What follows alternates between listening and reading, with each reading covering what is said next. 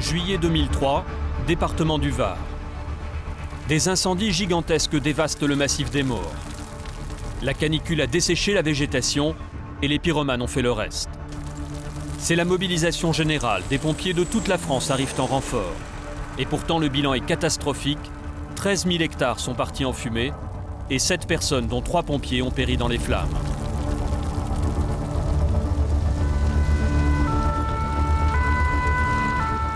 Au milieu de ces incendies, de nombreux Varois ont lutté seuls.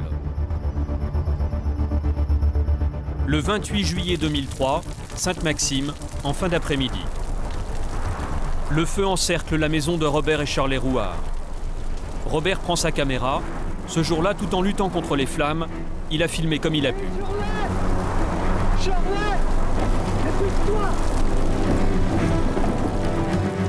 Les flammes avancent à une vitesse impressionnante. Robert et Shirley Rouart ont à peine le temps de réagir.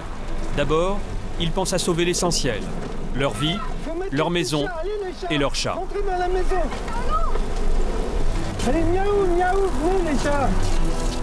Pour protéger leur maison, un simple tuyau d'arrosage. Mais soudain, l'électricité s'arrête et avec elle, la pompe à eau. Leur dernière chance de survie, se calfeutrer à l'intérieur.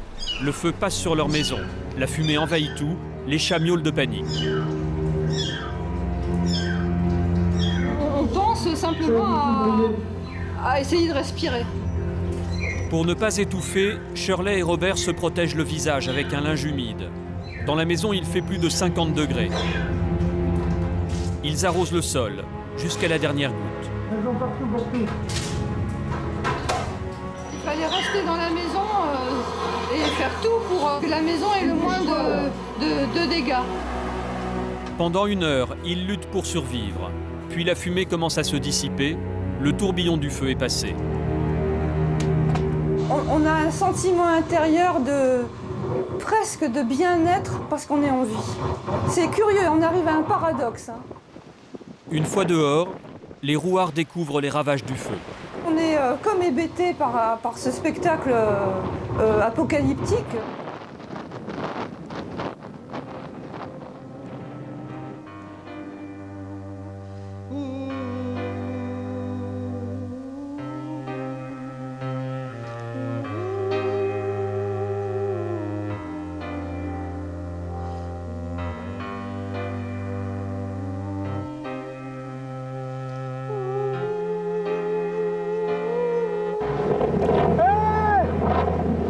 Au loin, un point apparaît dans le ciel, un espoir. Ce sont les pompiers qui survolent la zone en hélicoptère. Ils nous ont pas vus. Les pompiers appelés sur d'autres fronts ne viendront pas au secours des Rouards. La maison est toujours debout, mais tout ce qui est en bois commence à brûler. Oui, mais regarde ça aussi, Shirley.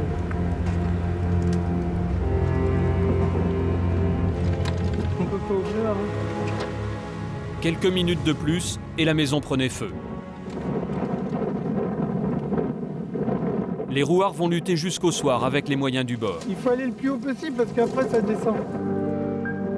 Ils utilisent même des canettes de soda pour éteindre les dernières flammes.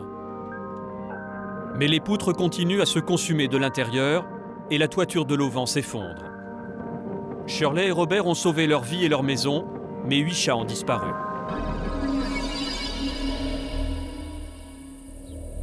Juin 2004, 1 an plus tard. La maison des Rouards domine toujours la colline. Surprise, aujourd'hui, beaucoup d'arbres sont redevenus verts. Ben voilà, ça c'est un chêne-liège. Et on voit son écorce est toute noircie. Le feu passe, tout l'extérieur brûle. Et quelques temps après, il y a des petites pousses vertes parce que en fait, c'est une écorce de liège qui fait qu'il est protégé des flammes. On n'est vraiment rien du tout par rapport à cette force incroyable de la nature, parce que quoi qu'il arrive, quelle que soit la force de ce brasier, qui était vraiment terrible, la nature reprend sa place, inéluctablement. Plantée au milieu de cette nature, la maison des Rouards revit elle aussi. L'assurance a entièrement couvert les dégâts. La toiture de l'auvent et les volets ont été remplacés. Toute cette partie de toiture s'est effondrée. Là, tout ça c'était parti. Tout ça. Voilà. On a fait changer tout, c'est-à-dire les poutres et toutes les tuiles. Voilà. Parce qu'il suffisait d'en prendre une et touc, ça se cassait comme ça, comme un biscuit. Aujourd'hui, la maison a retrouvé tout son charme. Après le noir de la fumée, place au bleu méditerranéen. C'était surtout toute cette façade qui avait pris. Tous les volets ont été refaits pareil à l'identique. On lui devait bien ça, hein. C'est quand même grâce à elle qu'on était en vie. Il est rare que le feu prenne 2 années de suite au même endroit. Mais le risque zéro n'existe pas, alors les rouards préfèrent prendre leurs précautions. Nous ici, ça a toujours été très bien dégagé, toujours très bien débroussaillé. Bon, ça c'est pas un problème, mais c'est pas suffisant. Le débroussaillage n'est pas suffisant. Il faut aussi un système d'eau et il faut aussi des bras pour mettre l'eau. Voilà. C'est-à-dire rester ici pendant les temps à risque. C'est-à-dire pendant les mois d'été où on reste ici. Retour au 28 juillet 2003, le jour de l'incendie. De l'autre côté de Sainte-Maxime, c'est une famille entière qui a été cernée par les flammes. La famille Dumez. 17 personnes, dont 10 enfants. Il y a du feu! J'ai peur! Ne regarde pas sur nous! Quand ils ont compris que les flammes arrivaient sur leur villa, il était trop tard pour évacuer. Eux aussi ont filmé leur aventure avec un caméscope. Impuissants, les Dumez regardent leur voiture s'enflammer. Le brasier est à proximité de la fenêtre. Notre grosse crainte était que cette vitre n'explose, parce que ça brûlait très fort et donc on l'a arrosé en permanence avec les linges humides. Si la vitre explose, le feu entrera dans la maison et là tout peut arriver. On commençait à franchement mal respirer dans la maison. Les enfants se plaignaient beaucoup d'avoir les yeux qui leur brûlaient, nous aussi. J'avais peur. Pendant tout l'incendie, j'avais peur de l'asphyxie. Grâce à leurs efforts, la vitre heureusement a tenu le coup. Là maintenant on est sauvés. 3 quarts d'heure plus tard, le tourbillon du feu est enfin passé. Absents au moment de l'incendie, les voisins des Dumez n'ont pas pu protéger leur maison. Les Dumez, au contraire, vont lutter contre les dernières flammes jusqu'à 2 h du matin. Tous sont sains et saufs, mais ils sont sous le choc. Surtout les enfants. Et là, c'est le dessin que je lui ai demandé de me dessiner après l'incendie pour voir un peu ce qu'elle avait ressenti. Et ça représente quoi? Ça représente que j'ai eu peur pendant le feu. Peur surtout pour son père, dessiné étendu sur le sol. Elle l'a cru mort dans l'incendie. Le feu l'a impressionnée, mais elle a pensé qu'une seule chose, c'est son papa n'était pas là. Et comme il n'était pas dans la maison, il était forcément dans les flammes. Et elle m'a demandé d'écrire sur la feuille « Papa est mort ». En plus, il est arrivé juste après l'incendie, puisqu'il est venu en courant jusqu'ici, à pied, et il est arrivé dans les flammes. Donc il sortait des flammes pour elle, et elle nous l'a dit comme ça, la vieille. Cette vision du jardin en feu, ils ne l'oublieront jamais. Juin 2004. 1 an plus tard, même fenêtre, autre ambiance. Fini les troncs calcinés, les feuillons repoussés. Et les enfants aiment toujours passer leurs vacances ici, malgré les mauvais souvenirs. Ils réagissent au son des pompiers. Quand ils entendent un camion de pompiers, ils réagissent immédiatement. Ils imaginent soit un accident, soit un incendie le plus souvent. Et ils sont très réactifs quand même au bruit des pompiers. Ils n'ont pas vraiment peur, je pense pas, mais ils sont très intéressés et très sensibles. Je crois que l'incendie en lui-même ne les a pas traumatisés. Ilona, t'aimes bien venir en vacances ici? 2 fois. Et toi, Ulysse, t'as peur qu'il y ait encore un incendie ou t'as pas peur? J'ai peur de rien. Peur de rien. Les adultes n'en disent pas autant. Pendant l'incendie, Hélène et les autres ont découvert avec angoisse qu'ils n'avaient rien prévu pour protéger leur maison. Parmi tout ce qui a pu nous faire peur pendant qu'on était à l'intérieur de la maison, c'était tous les arbres qui étaient très proches de la maison. Parce qu'on a cru à un moment que la toiture prenait feu. En fait, c'était des branches qui tombaient et qui brûlaient sur la toiture. On a décidé de faire couper tous les arbres qui étaient à moins de 5 mètres de la maison. On ne voulait plus les voir tout près. On n'a pas eu trop mal au cœur de couper ces arbres parce qu'on s'est trop rendu compte de l'importance de se protéger soi-même et de faire en sorte que la maison puisse nous protéger et pas le contraire. Pour être mieux protégés, les Dumez ont aussi décidé de s'équiper. Ils ont acheté un tuyau offrant un débit d'eau supérieur à la normale. Donc, parmi les mesures de précaution prises depuis l'année dernière, donc, il y a eu l'achat de ce robinet d'incendie armé qui sera branché, fixé à côté de la maison, juste collé à la maison, avec un groupe électrogène installé, ce qui nous permettra d'arroser la maison et d'arroser même l'intérieur de la maison au cas où. Lors de l'incendie, l'électricité avait été coupée. Impossible d'actionner la moindre pompe. Avec un groupe électrogène, les Dumaises pourront puiser de l'eau à volonté. Grâce à l'acquisition d'un groupe électrogène, on pourrait éventuellement aussi pomper l'eau de la piscine, parce que c'est une grosse réserve d'eau directement assez accessible. C'est bien de pouvoir s'en servir.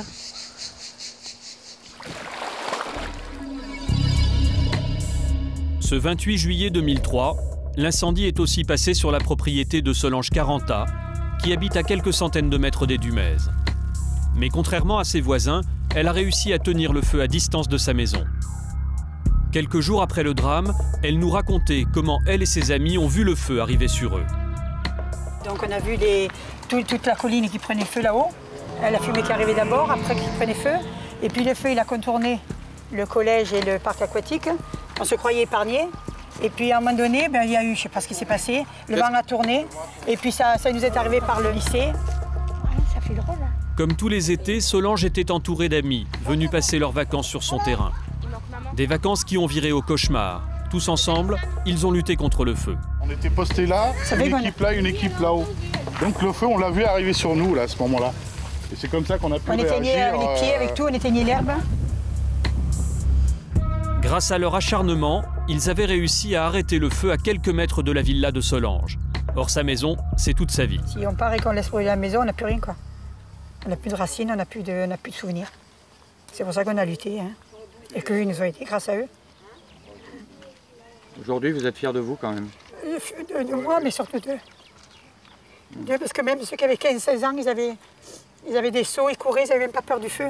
Ils réalisaient même pas, ils avaient des serviettes mouillées sur la tête. Et je crois que on s'est donné du punch à tous, quoi.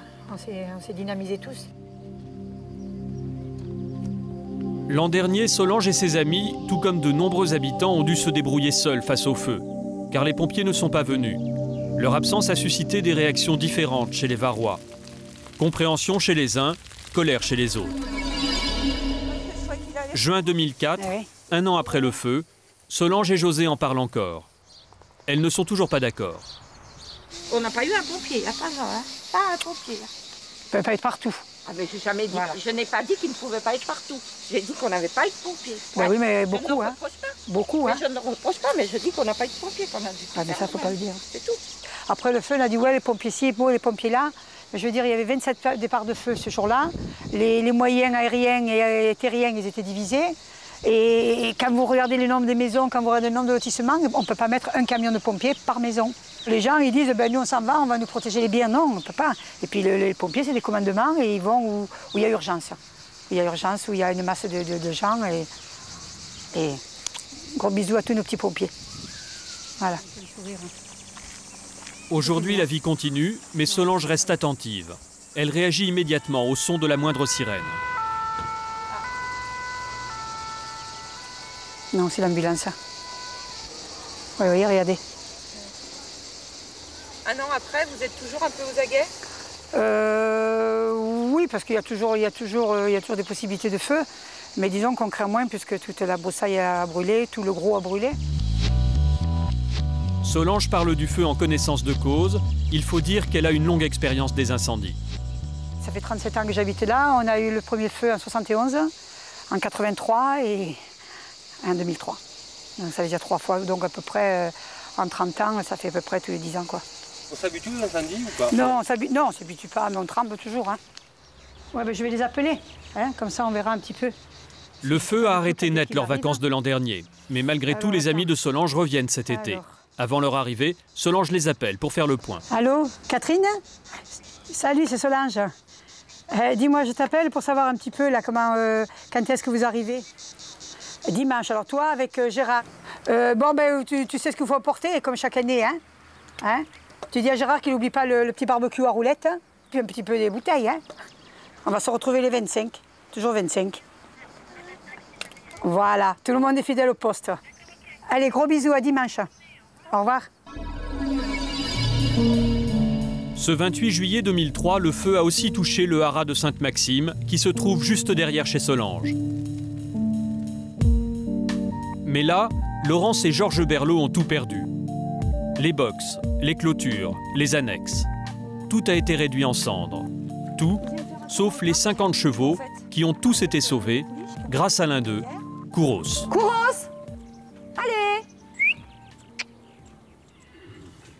Quand vous l'appelez, il vient. Il arrive. Il m'a répondu. Le jour du feu aussi, Kouros avait répondu. Lors de l'incendie, j'ai appelé donc ce cheval-là. Je savais très bien qu'il allait venir me voir, qu'il allait me suivre, ce qui m'a permis en fait de le prendre comme cheval de tête. C'est un cheval, il va emmener le restant du troupeau. Donc le fait de l'avoir lui, je savais que les autres allaient suivre. Merci Kouros.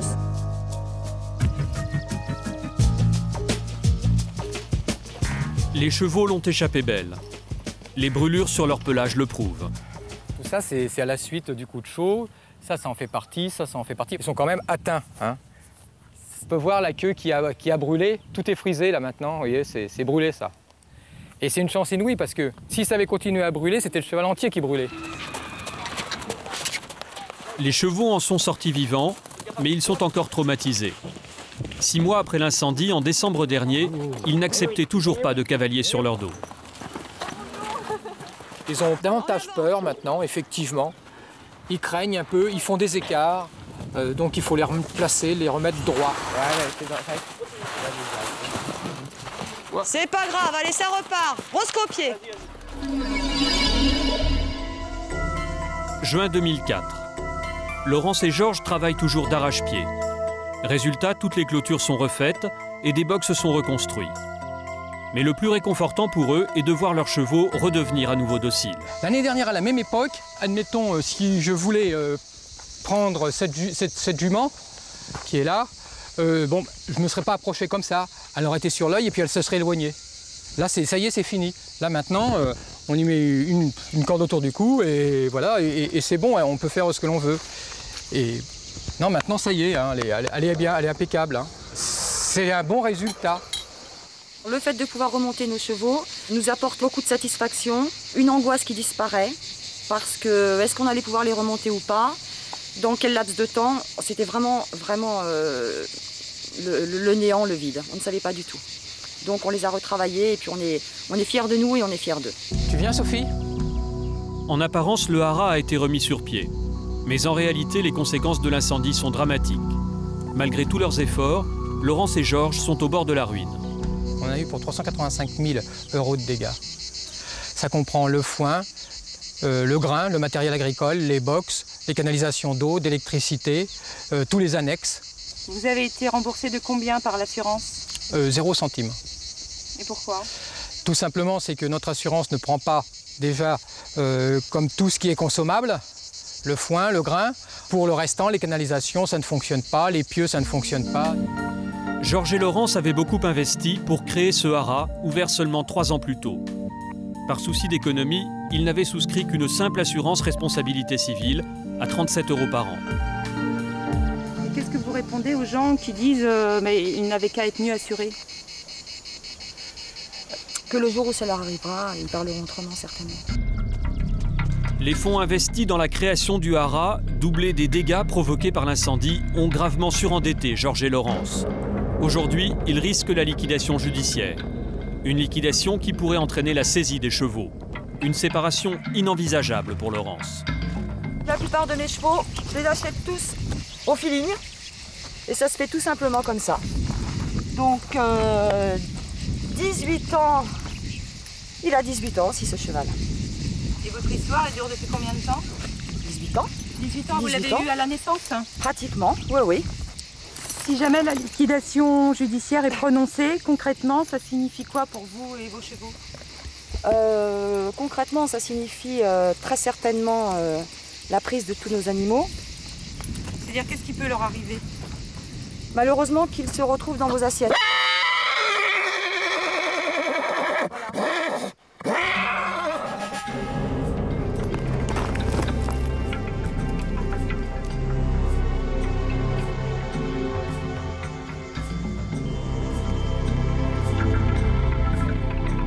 Quelques jours plus tard, Laurence et Georges reçoivent une lettre recommandée.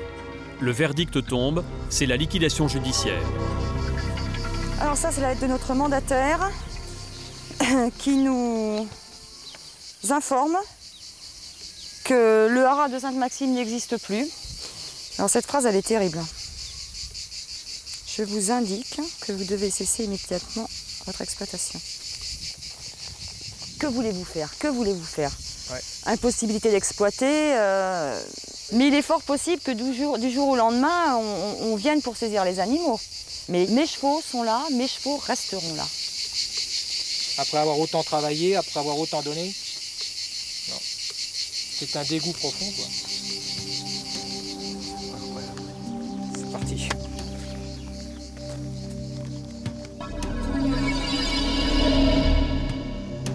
Ce 28 juillet 2003, le brasier a tout balayé jusqu'à Fréjus, à une vingtaine de kilomètres de Sainte-Maxime. Là, un autre homme, Robert Schex, a vu lui aussi toute son entreprise anéantie par le feu. Quand au lendemain du drame, il sillonnait les allées de son camping, il n'en croyait pas ses yeux. C'est une histoire de fou. C'est pas croyable. Difficile à croire quand on voit ces images, mais avant l'incendie, le camping du Colombier était un des plus beaux de la Côte d'Azur. Robert Schex l'avait inauguré en 1963. 10 hectares de terrain à l'ombre des pins. En 40 ans, il en avait fait un petit paradis pour des milliers de vacanciers. Qu'est-ce que vous ressentez en voyant ces images? Je n'arrive pas à l'exprimer parce que j'ai pas de mots pour le trouver. Je crois que c'est le travail de toute une vie qui est partie en fumée et ça ne peut pas se concevoir. En 25 minutes, perdre 40 ans de travail de ses mains, c'est pas possible. Pas possible.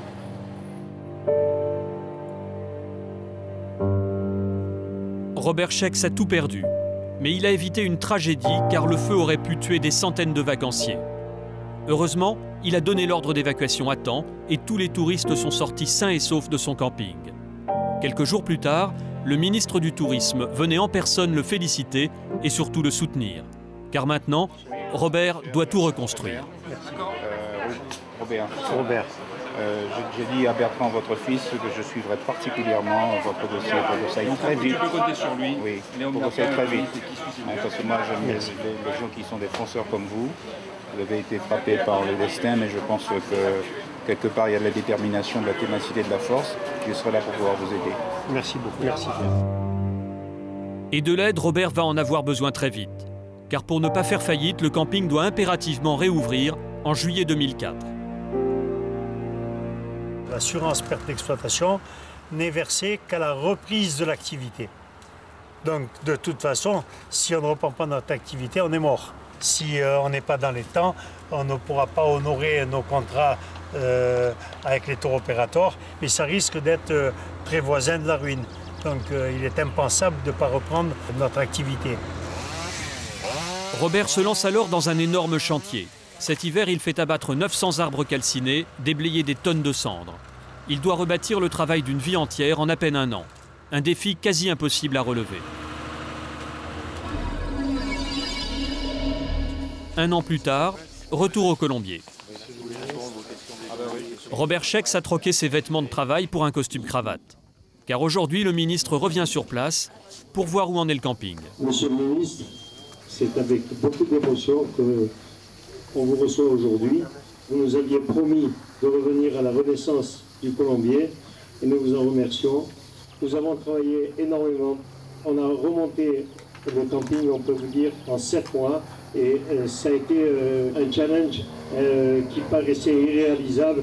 Et aujourd'hui, on a la satisfaction de pouvoir vous accueillir, comme vous l'avez vu, dans un cadre qui quand même est pratiquement entièrement terminé.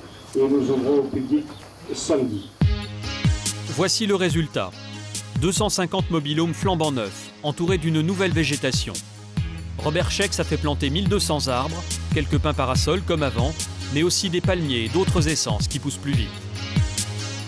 Le Colombier a retrouvé toutes ses couleurs et compte bien retrouver tous ses clients. Les habitués sont d'ailleurs déjà revenus. comme cette famille qui passe ses vacances ici depuis 32 ans. Nous, on avait confiance parce qu'ils avaient une volonté farouche de refaire le domaine. Donc, quand on a vu la volonté qu'ils avaient, on n'avait pas de doute. On était certain qu'on reviendrait et ça ne nous est même pas traversé l'esprit de nous dire qu'on ne reviendrait pas. Hein. C'était pas possible. On ne se voyait pas à ne pas revenir. Non. Mais quand on voit l'ampleur des travaux, c'était gigantesque, c'était pharaonique, littéralement pharaonique. À y regarder de plus près, Robert et son fils Bertrand ont même fait davantage qu'une simple reconstruction. Ils en ont profité pour améliorer la sécurité du camping.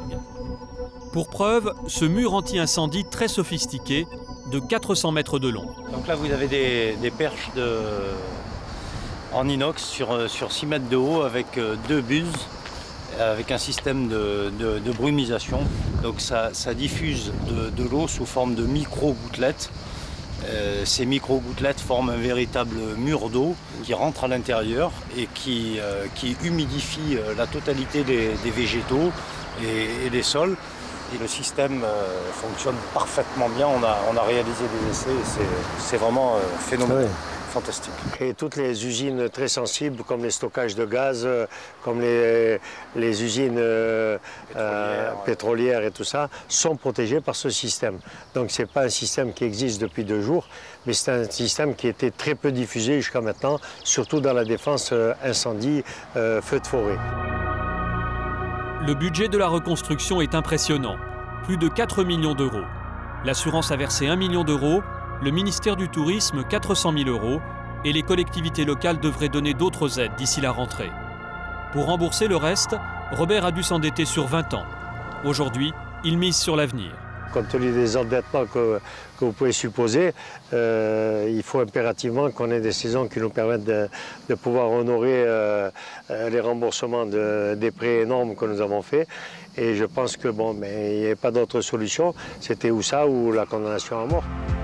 Robert a 2 mois pour réussir. Un été pour faire revivre le colombier. Ce sera sa revanche contre l'incendie.